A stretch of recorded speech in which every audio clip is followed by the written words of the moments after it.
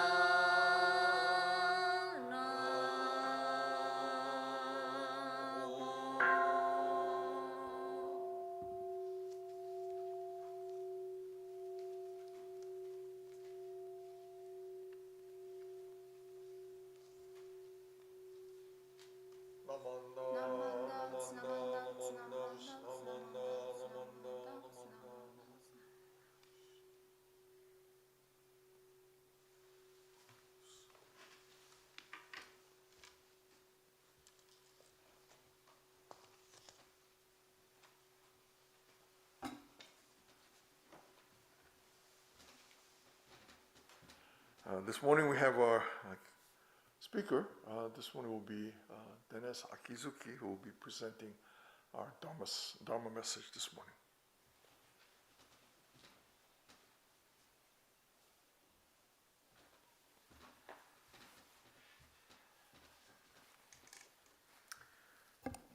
Good morning. Please join me in Gassho and reciting the Nembutsu. Obon, Obon, it's festival day.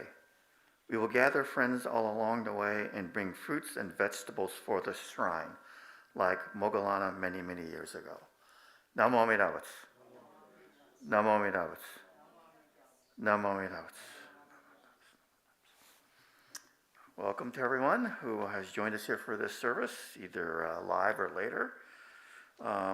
If you're watching for the first time or are a relative newcomer, introduce yourself in the chat section, which you will find to the right of the screen. Let us know if you'd like to learn more about Jodo Shinshu, our type of Buddhism. So some of you may have recognized the words I recited a few seconds ago. They are the words from the first verse of the song Obon, Obon, It's Festival Day, which was composed by Yumiko Hojo, whose husband, Reverend Ijitsu Hojo, was the first Rinban here at the Betsuin. And she's quite renowned as someone who wrote a lot of gathas for Dharma schools that we have sung continuously since her day. And hopefully you've gotten also the message that we're going to have an in-person Obon Festival and Bazaar this year, the first since 2019 due to the COVID-19 pandemic. So when I was doing a Google search about Obon, I came across an excerpt from a book called Louder and Faster, Pain, Joy, and the Body Politic in Asian American Taiko, written by someone named Deborah Wong.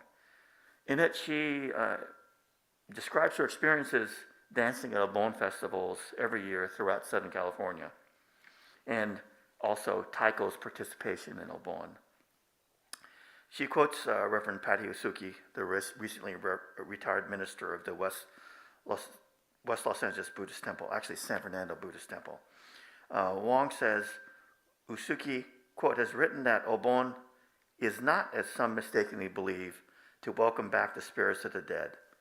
Instead, it is a time of gratitude, giving, and joy in the truth of life. Hence, it is also known as Kangie, or the gathering of joy.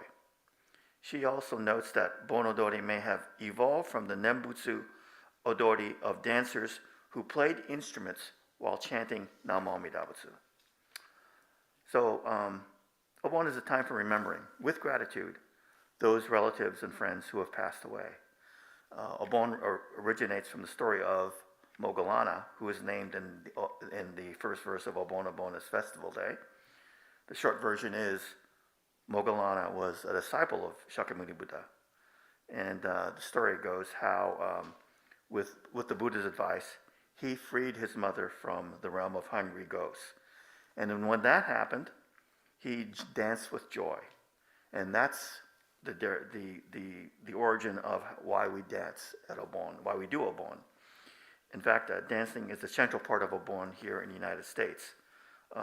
Here in the United States, among Buddhist temples, it's a major religious observance, which is not the case with Jodo Shinshu temples in Japan. Although some other sects, I think, in Japan, it's a bigger deal, Obon, right? But so there's a difference here how it's observed in Japan and the United States. Obon dancing was first brought to the mainland United States in 1930 by Reverend Yoshio Iwanaga. And the first recorded Obon Odori was in San Francisco in 1931. I'm not sure when we started dancing here in San Jose, but it was definitely before World War II, so at least more than 80 years.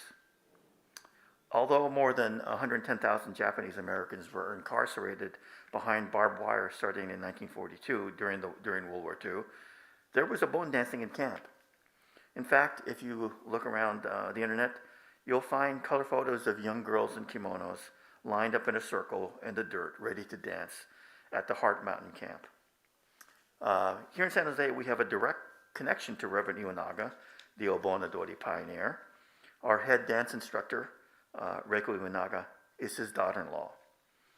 If you Google Reverend Iwanaga and Obon, you'll come across a page of the Portland State University Library about Reverend Iwanaga and Obon. It says in 1940 he led 1,000 Obon dancers at the Buddhist Day Parade during the International Exposition on Treasure Island in San Francisco. That same page has a photo of him leading an Odori practice for Dharma school teachers here in San Jose in 1948. You may recall that at Seven Recent Obons, we have danced to a version of Obon Obon, It's Festival Day, which Reiko wanted to do to honor Mrs. Hojo, who, by the way, I think just turned 102 this year. Obon dancing has been remarkably popular here in San Jose, and where we have on a good Saturday night more than 1,500 dancers. And one custom that we have is for family members to dance if they've lost a loved one in the past year. So if Obon is about dancing, then where does the rest of the stuff come from? Chicken teriyaki, corn, beef teriyaki, sushi, tempura, emagaoyaki, bingo, crafts, games, taiko, chirorimen, just to name a few of the other things that we do here during our Obon. Well, those are added to raise money for the temple and also to share Japanese culture and food with friends and neighbors. Some temples separate dancing from everything else, the bazaar portion. They scheduled dancing on one weekend and the bazaar on another weekend. The Senching Temple in Los Angeles went further. They entirely backed away from the fundraising portion, and they just have dancing. For us, of course, Obon is the major fundraiser for the year. It's money which enables the temple to pay the staff and ministers, keep the lights on and the water running. It's also a way of bringing together the Sangha, our Buddhist community, for a common purpose. People volunteer willingly year after year after year in a display of dana, which is selfless giving. Obon will be different this year, but that's part of Buddhism. Everything changes, and will likely change in the years to come as younger members step up into leadership positions and make changes they see we need to do. Obon means different things to different people. For the wider community, it's a fun event, and we get people all over coming to visit, to participate in Obon and enjoy everything. For Japantown and the Japanese American community, it's the largest celebration of Japanese and Japanese American culture there is around here. For Shin Buddhists like us, we can enjoy it for the fun. We can enjoy it for the celebration of things Japanese and Japanese Americans. But we can also enjoy and participate in it as a religious observance. We dance with gratitude and joy as we remember all of those who came before us and who have allowed us to enjoy the lives that we have today. So it's fun, it's cultural, but here at the temple and among the Sangha, let's remember that the part of Obon that we should remember above all else is what it's all about. It's about honoring and expressing gratitude to those people who've passed on before us and dancing with joy. So please join me in Gassho in reciting the Nembutsu. Namo Amida Butsu. Namo Amida Butsu. Namo Amida Butsu.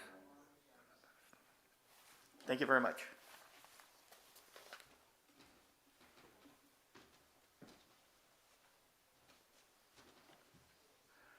Thank you, Dennis, for that wonderful reminder of why we gather together for Obon, and especially now as we're planning for this year's in-person Obon, it's really good to remember why we do this. It's not certainly it is an important fundraiser for the temple, but it is also this gathering of joy, expressing our gratitude and appreciation for all of the things that we are able to enjoy, including coming together as community and friends to participate in this time.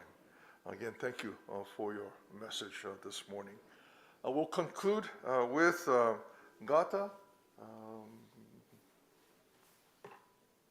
I forget which one it was. Thank you.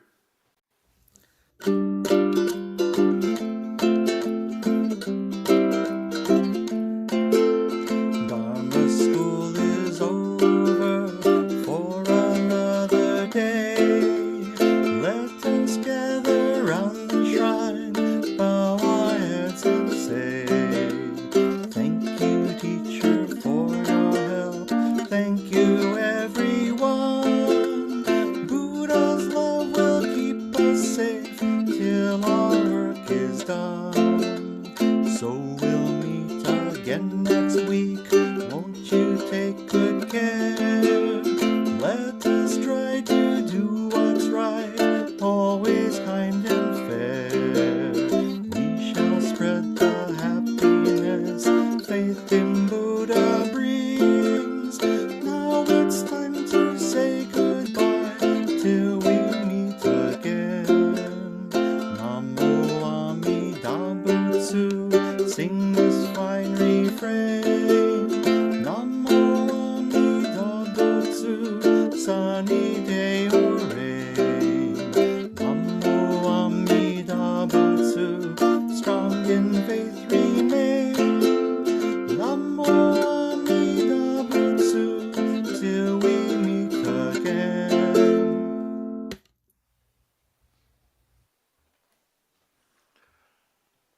Next week, today is our baccalaureate service. At the 10:10 service, graduates will be recognized for their accomplishments and for the scholarships that have been awarded this year.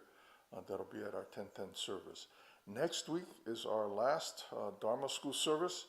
From the 19th, we will begin our summer schedule, which is a 10 o'clock family service. So please enjoy today. Today, again, a baccalaureate service, and next week, our last Dharma school service, the 12th. So please take care. Thank you very much for joining us today. As we conclude, will you please join in Gassho and Nembutsu. Namo Amida Butsu. Namo Amida Butsu. Namo Amida Butsu. Namo Amida Butsu. Thank you, everybody. See you next time.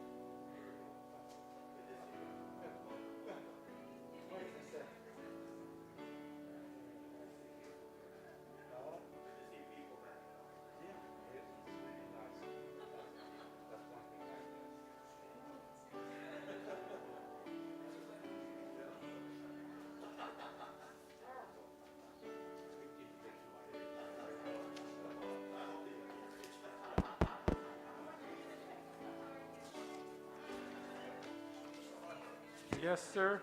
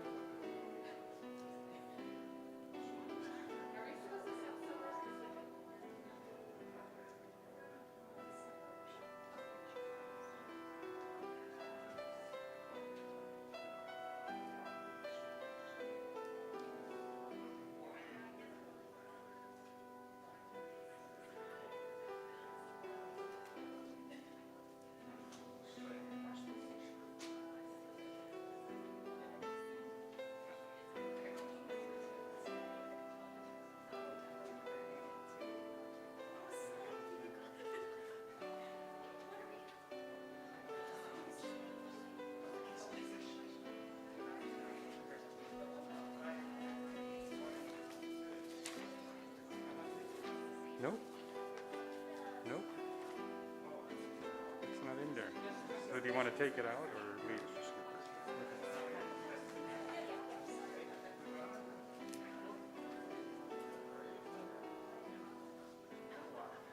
Okay.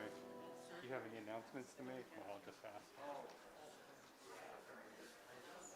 ask. As you come in, please have a seat, socially distance, keep your masks on. You know the drill, so.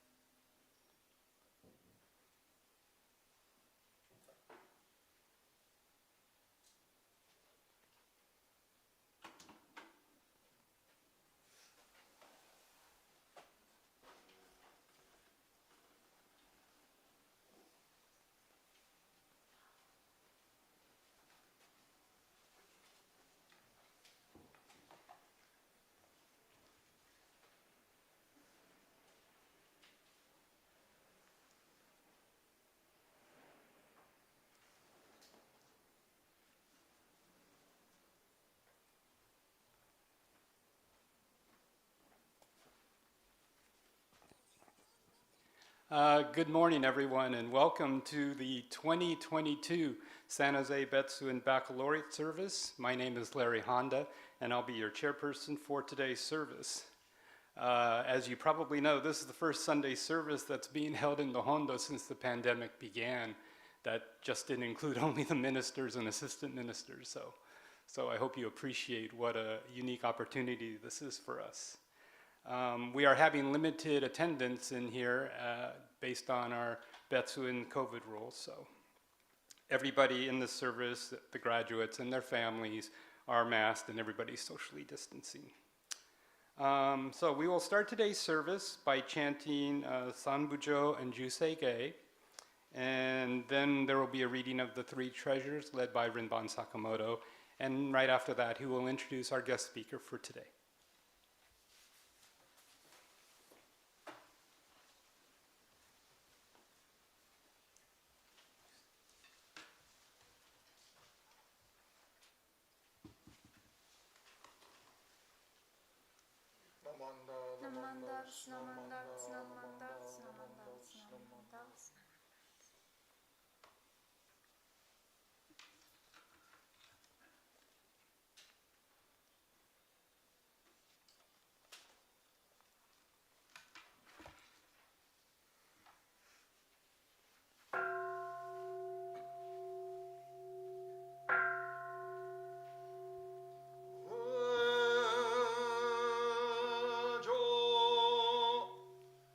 Hey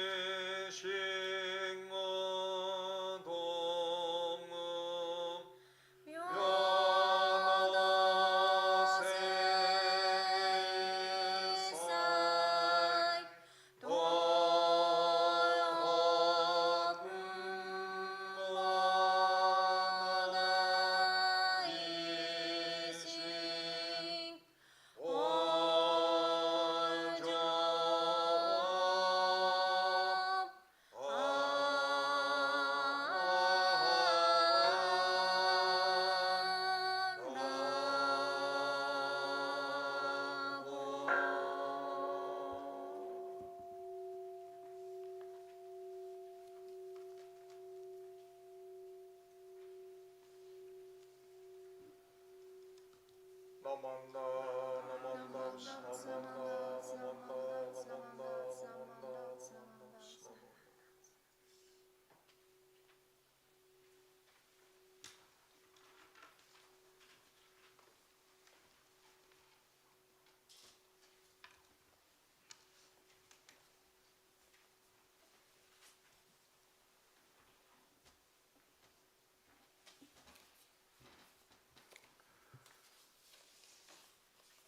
Will you please,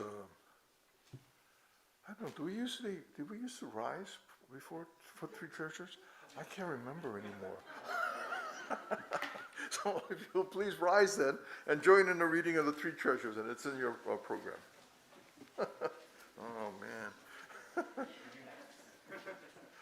Hard is it to be born into human life. Now we are living it. Difficult is it to hear the teachings of the Blessed One. Now we hear it.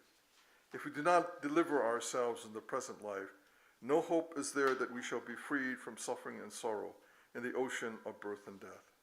Let us reverently take refuge in the three treasures of the truth. I take refuge in Buddha.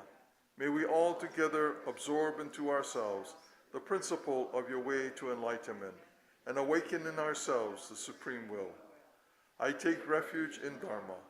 May we all together be submerged in the depth of the doctrine and gain wisdom as deep as the ocean. I take refuge in Sangha. May we all together become units in true accord in your life of harmony, in a spirit of universal brotherhood, freed from the bondage of selfishness.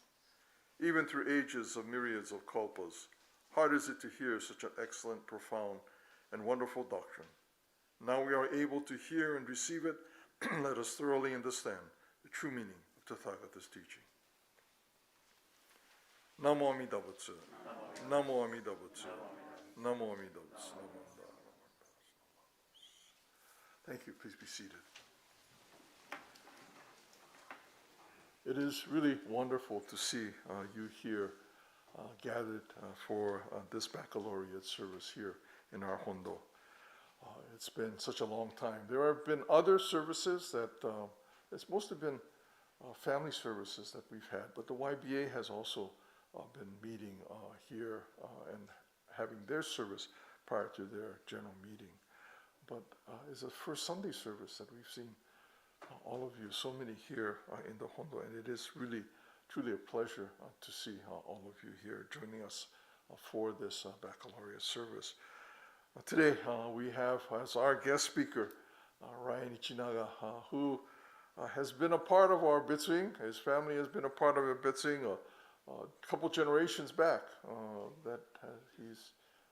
His family has been active here at the Betsuin, and we are fortunate that he joins us this morning to deliver today's message. Welcome to Ryan. Thank you for being here today.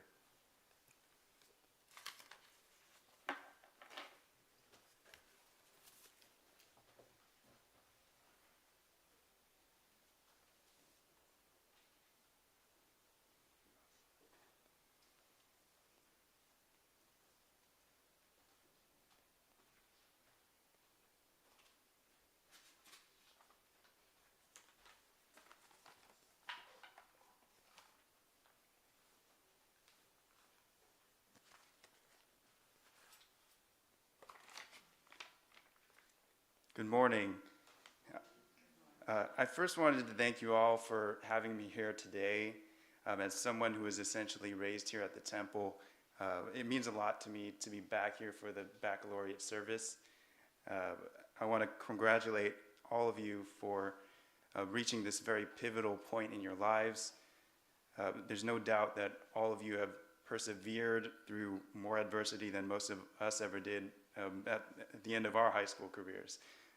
So I commend you all for that.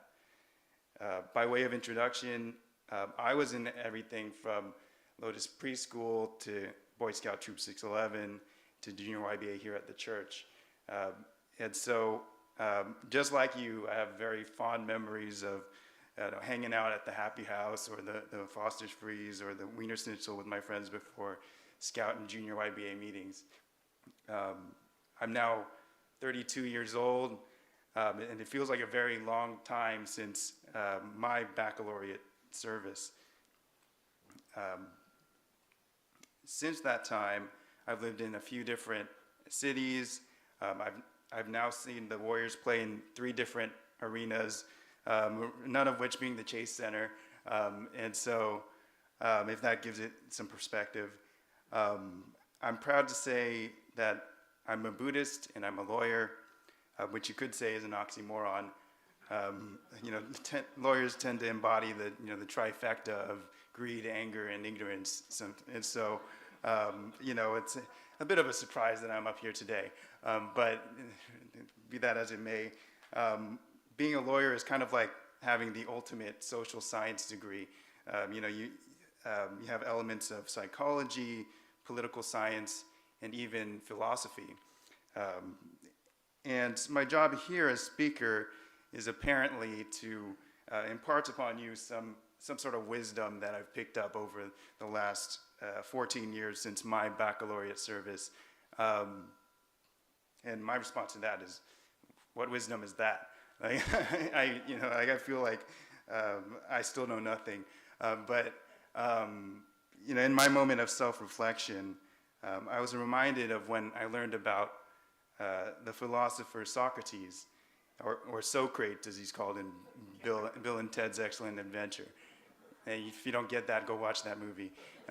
And so Socrates was an Athenian who lived about 2,500 years ago, which coincidentally is around the same time as the Shakyamuni Buddha.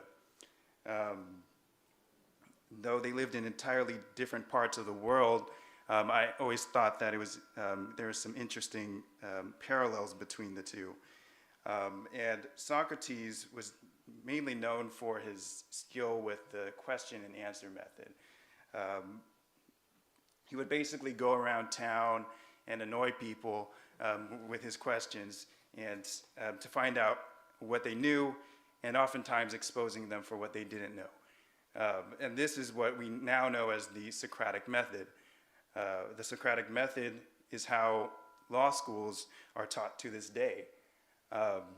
In law school, there's a professor up here, up front like I am, and he will randomly call on people in the audience, and whether they're ready or not, and he hits them with question after question until in front of everyone, while everybody else kind of flounders through a response. And so, if that sounds like torture to you, it is. I'm not going to do that here, but that question of answering a question with another question was first made famous by Socrates. And so, in ancient Greece, there was this oracle known as the Oracle of Delphi. And the oracle would tell cryptic messages and fortunes. Supposedly, the oracle once said that there was no man wiser than Socrates. When Socrates heard this, he was surprised. He could not figure out why the oracle believed there was no man wiser than him of all people. In his opinion, he was a fool. There must be someone wiser than him. And so this sparked a journey by Socrates to understand this message by the oracle. He went from place to place, engaging in this Socratic method, and he talked with the politicians and found out they professed to have knowledge, but deep down really didn't know too much at all. He went to artisans, he went to the artists, and pretty much everyone he could think of who he thought had some kind of wisdom, until eventually Socrates believed he understood the oracle's message. He came to the realization that he was wise because he was aware of his ignorance. He realized that wisdom begins by recognizing one's own ignorance. Likewise, Buddhists, we are mindful of our own ignorance. It's why we consider ignorance to be one of the 3 poisons. We understand that recognizing our own ignorance is just part of the process of seeing things as they are. And so Now, that's not to say that you stay willfully ignorant at all times. It's recognizing your own ignorance is the starting point and not the end. So when I look back at my life, I think the only reason that I've gotten anywhere is because I approach each situation trying to be mindful of my own ignorance. And I don't claim to be an expert in anything, which leaves room for me to learn from others. And I've come to learn that it's okay to not fully understand something. In fact, you will never be hungry to learn more if you think you know it already. And so I am learning every day because I realize that I am ignorant. So things did not end well for Socrates, unfortunately. He was put on trial for his life, and he lost by a narrow margin. And in his trial, he famously said that the unexamined life is not worth living. So again, why am I up here talking to you about Socrates? For me, the decade after high school was a tremendous time for personal growth. The same will be true for you. You will be exposed to people with different ideas, different backgrounds, and different upbringings. In these times, do not assume that you know everything. Keep an open mind. Understand that we are all ignorant in some way, shape, or form. Ask questions. Try to see things as they are. Thank you for having me here to speak today. Congratulations on your many accomplishments. You've just now taken your first step into a larger world.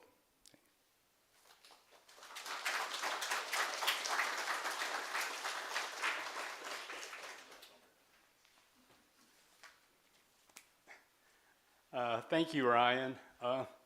When you mentioned Socrates and the Socratic method and law professors calling on people, I had this horrible flashback. I was a literature minor in college, and one of my lit professors said on the first day of class, oh, by the way, at the end of the semester, you're going to have an oral final, and everybody's going to be in this classroom, and I'm just going to call on you randomly, and you're going to embarrass, no, he didn't say it that way, but we're all thinking, oh, we're going to embarrass ourselves in front of everybody, but it actually went better than I thought. Plus, he gave me some easy questions, so he had mercy on me.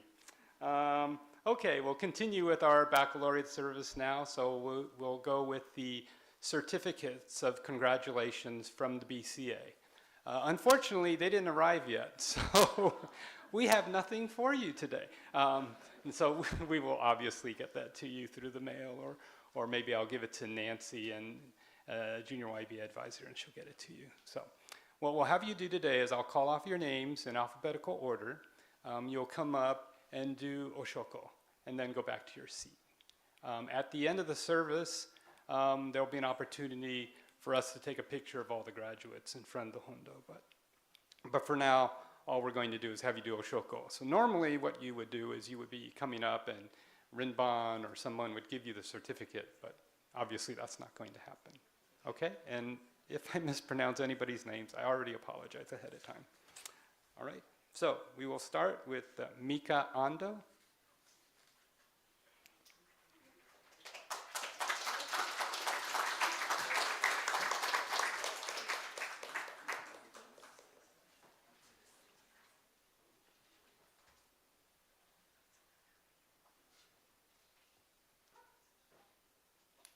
Next we have Tyler Ando.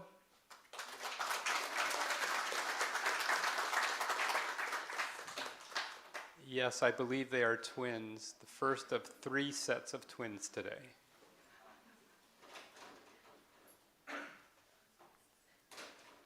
Allison Aochi.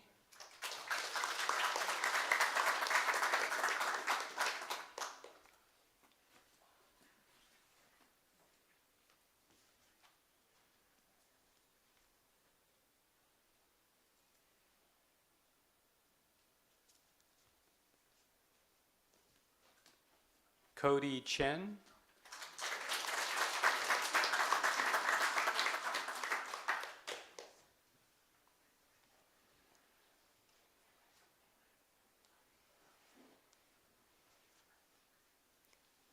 Simone Fong.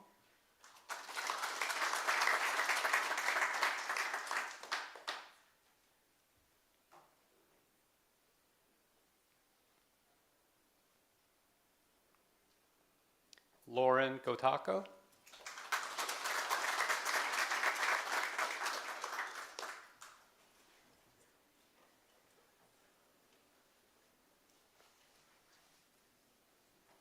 Ashley Hashiguchi.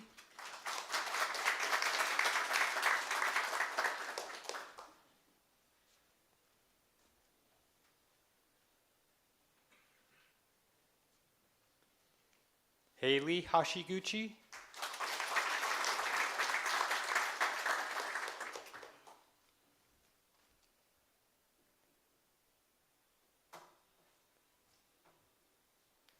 Marcus Ikeda.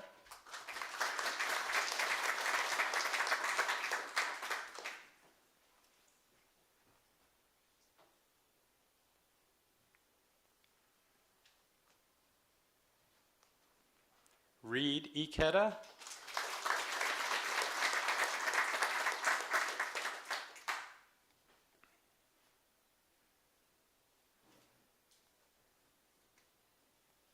Tyler Matsumoto.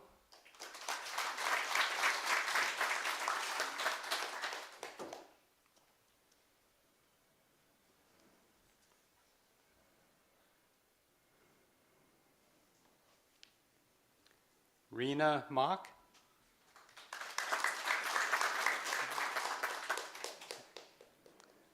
Emily Nakashima.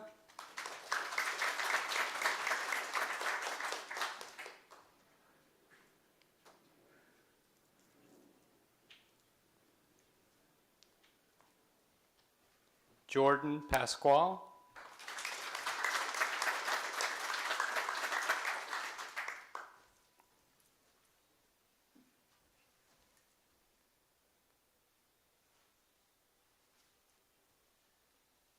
Marissa Ping.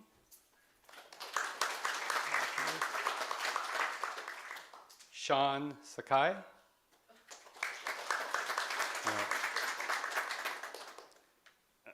Nate Shimada.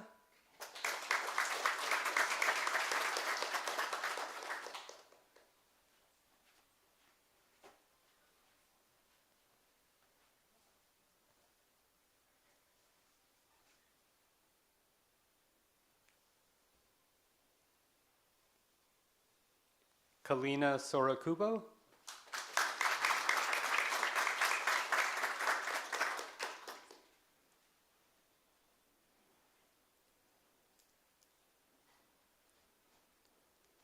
Ryan Sung.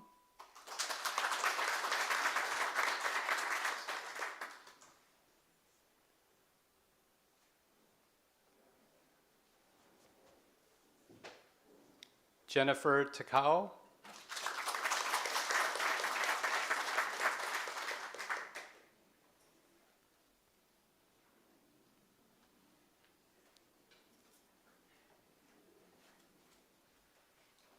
Dylan Ueda.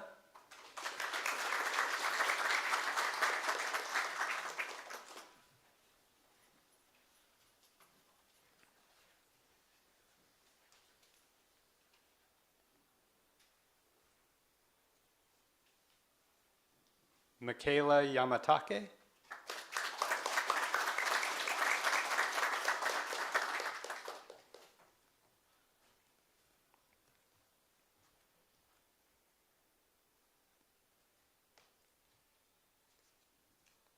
Summer Yokota.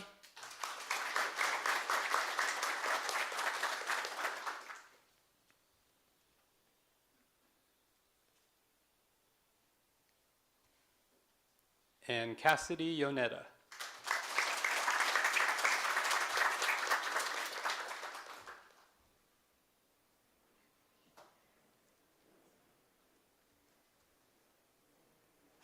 Is there any graduate that I missed? No? Could we have a round of applause for all of our high school graduates?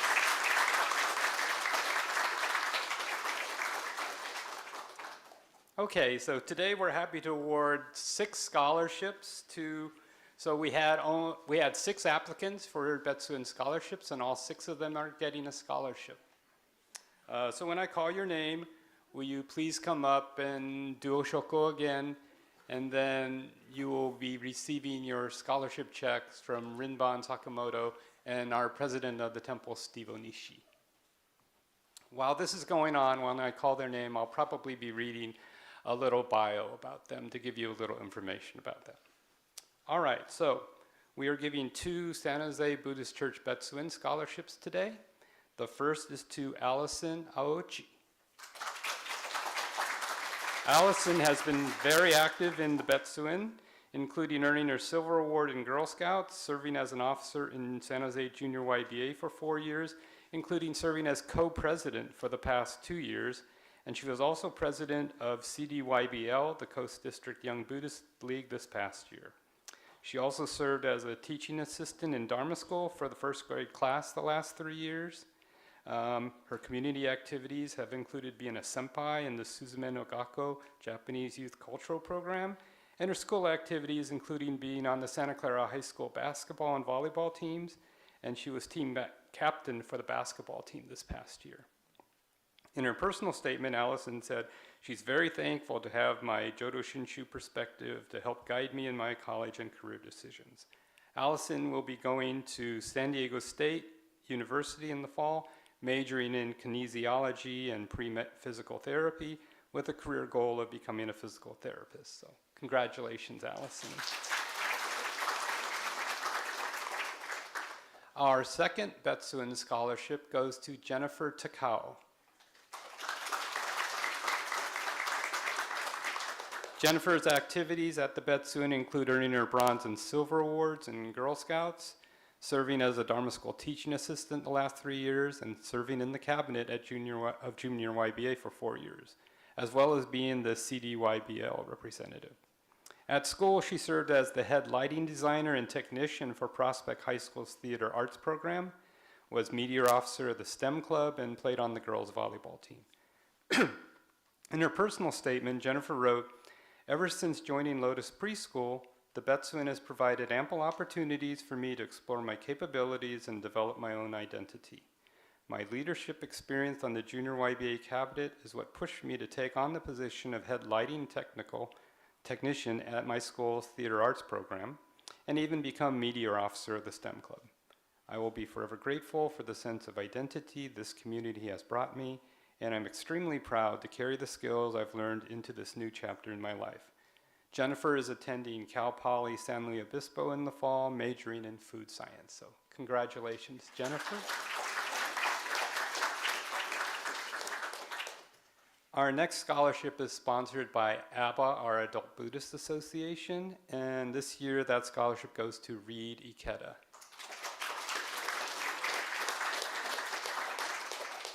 Reed's activities at the Betsuin include being in Junior YBA for 4 years, including serving as co-community service chair the last 2 years. His many Cupertino High School activities included being Key Club president since April of 2021, and serving as a Cupertino High School Student Senate member the last 2 years. Additional activities have included being a basketball player for the San Jose Zebras the past 6 years, and participating in the basketball, golf, and judo programs in San Jose CYS. In his personal statement, Reed wrote, "I know that the Betsuin means a lot to my grandpa, and it means just as much to me as it does to him. The amount of joy he gets from the Betsuin always makes me happy, and it is so unique to have a community with such a wide range of generations. The Betsuin has connected my grandparents, parents, friends, and more with me in ways that I could have never imagined." Reed will be attending UC Riverside in the fall, majoring in electrical engineering, and hopes to have a career as a hardware design engineer. So congratulations to Reed. Our next scholarship is sponsored by San Jose Betsuin's BWA. And so the BWA Lady Cujo Scholarship is awarded to Emily Nakashima.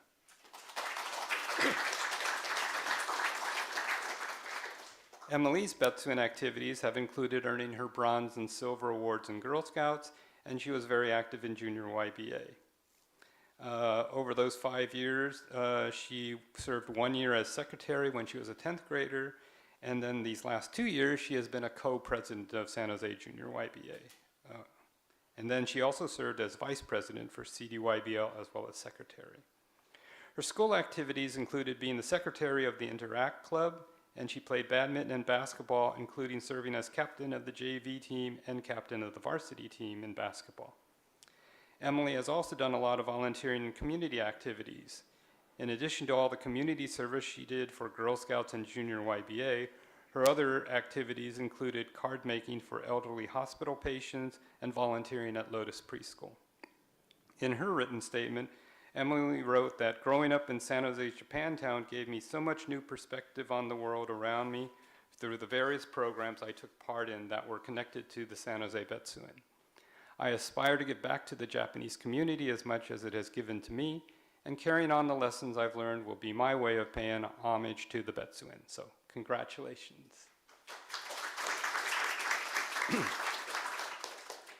Our next scholarship is the Shizue and Sadao Sakai Memorial Scholarship, sponsored by the Sakai family. And this year that goes to Haley Hashiguchi. Haley's activities at the Betsuin included attending Dharma school, being a Girl Scout for 13 years, and earning a Bronze Award. And she was also in Junior YBA for 5 years, where she served as co-fundraising chair the last 2 years. Her school activities included being active in the Students for the Environment Club, and she played basketball on the JV and varsity teams at Leland High School. Her community activities included being an assistant basketball coach for CYS and volunteering at the San Jose Public Library. In her personal statement, Haley wrote, "Not only has the Betsuin connected me to my culture, it has also taught me the values of compassion, open-mindedness, and giving back. The Betsuin has given me lifelong friends, memories that I will cherish for the rest of my life, and lessons that I've implemented into my life to make me a better person." Haley will be attending Chapman University in the fall, majoring in health sciences, and she's intending to go pre-med. So congratulations, Haley. Our sixth scholarship is the Rabi Yamada Memorial Scholarship, which is sponsored by the Yamada family. And this year it goes to Ashley Hashiguchi. Ashley's activities at the Betsuin included attending Dharma school, earning her Bronze Award in Girl Scouts, and being in Junior YBA for 5 years, including serving as one of the co-community service chairs these last 2 years. Her school activities included being active in the Leland High School Medical Club, and she also played basketball on the JV and varsity teams, including being first team All-League her senior year. Her community activities included hosting a card-making event for Junior YBA members to make spring-themed cards for UI Kai, small businesses in Japantown, and healthcare workers. In her personal statement, Ashley wrote that the San Jose Betsuin has meant everything to me because it has provided me with lifelong friends and priceless memories. This sense of community came not only from Girl Scouts, but also from helping at my family's beef teriyaki booth for Obon. In addition, the San Jose Betsuin instilled in me this sense of giving back and how rewarding it truly is. Ashley is attending the University of Arizona in the fall, where she'll be majoring in pre-nursing, and she hopes to either be a nurse in the NICU or RN. So congratulations to Ashley.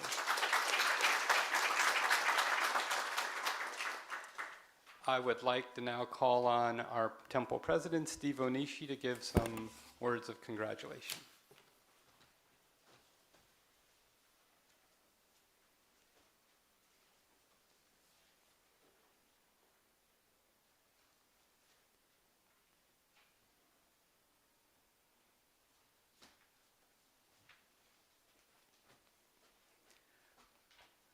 Well, as they mentioned before, this is pretty amazing to see people here back in the Hondo. It's amazing. And you know, it's really cool. It's amazing to hear the chanting in person again. Kind of take it for granted, right? I've been home watching it on TV. It's just not quite the same impact. It's like kind of going to a live concert, right? The live version is so much better. I feel like having a match at the end or something, but maybe that's probably not appropriate. I don't know. Just want to, I'm really proud of you guys. This is, you guys went through a lot. It's been a crazy last couple of years, obviously. But, this is something you can hold over your parents forever, right? It's like you had to go through this pandemic at the end of your high school. Your parents never had to do that, right? So this is something you can hold over their heads forever. But you guys persevered, got through it. It's really cool that you guys are part of this community. And I hope you maintain that participation in our community for your life going forward. Feel free to come on back anytime. A lot of you guys are going to be going to college away. If you're in town, please drop by. We'd love to see you guys again. And for everyone, I know not everyone's going to college, which is great. Whichever path you take to go, just do your best going down that path. I think, your parents may not say that to you, but I recognize that you guys are going to be supporting us in the future. We're depending on you guys to be the future leaders of this country. So we're really looking forward to it. I think we have a very strong group of people to do that. So again, on behalf of the board of the San Jose Betsuin, I'd like to welcome you, or thank you, congratulate you all on your accomplishments, and good luck going forward.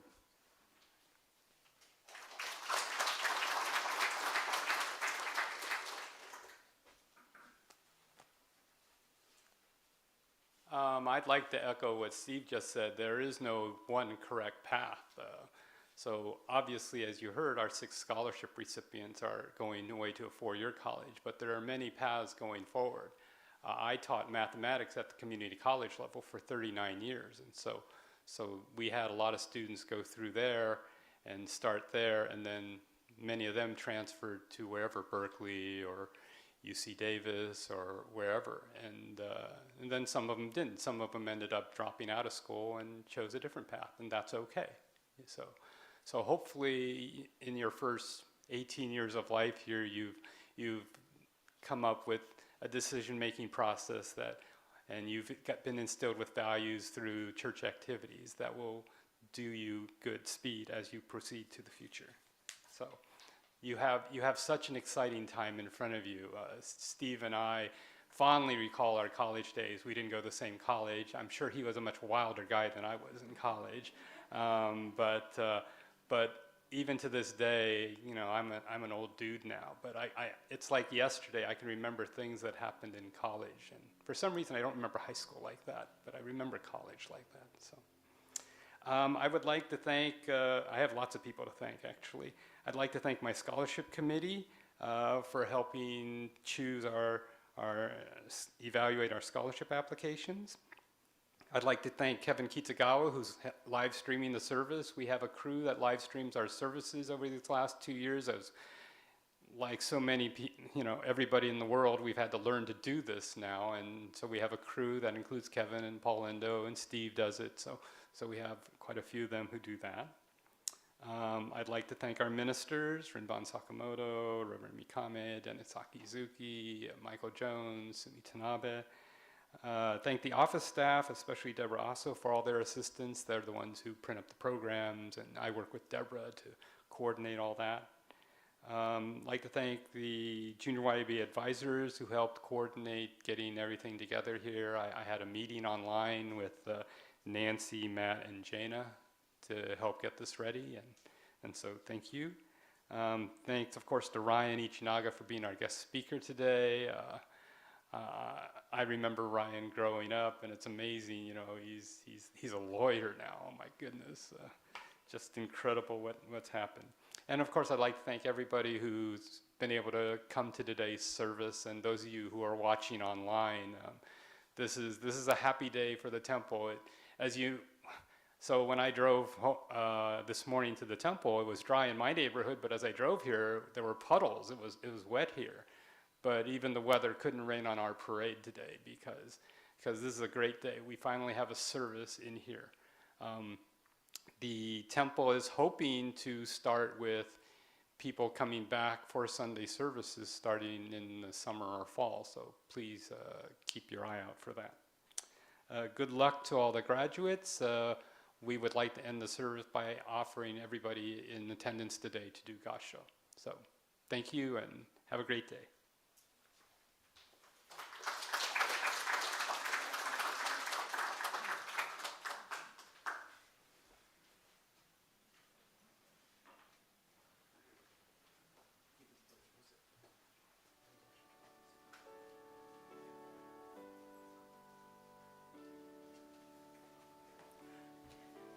Yeah, don't be shy. Please come forward for a shoko.